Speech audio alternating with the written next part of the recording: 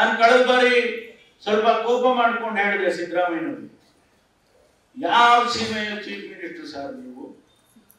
ಕಾಂಗ್ರೆಸ್ ಪಕ್ಷದ chief minister ನೀವು ಕಾಂಗ್ರೆಸ್ ಪಕ್ಷದ ಕಚೇರಿಯನ್ನ ಮೈಸೂರಿನಲ್ಲಿ ಕಟ್ಟಿಸಲೇಬೇಕು.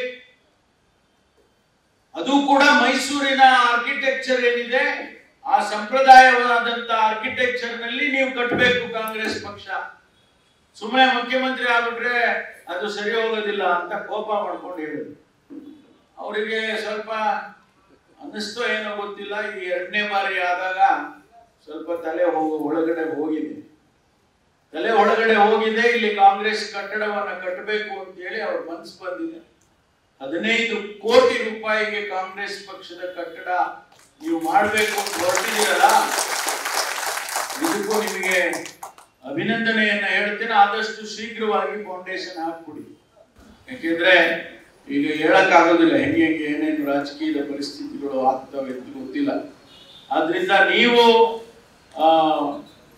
ಖಂಡಿತವಾಗಿ ಆದಷ್ಟು ಶೀಘ್ರವಾಗಿ ಈ ಕಟ್ಟಡದ ಶಂಕುಸ್ಥಾಪನೆ ಮಾಡಿ ಆದಷ್ಟು ಬೇಗ ನಮ್ಮ ಸರ್ಕಾರ ಇರುವಾಗ ಮುಗಿಸ್ಬಿಟ್ರೆ ಬಹಳ ಚೆನ್ನಾಗಿರುತ್ತೆ ಅಂತೇಳಿ ಇಬ್ಬರು ಅಧ್ಯಕ್ಷರಿಗೆ ನಾನು ಹೇಳೋದಕ್ಕೆ ಬಯಸಿದೆ.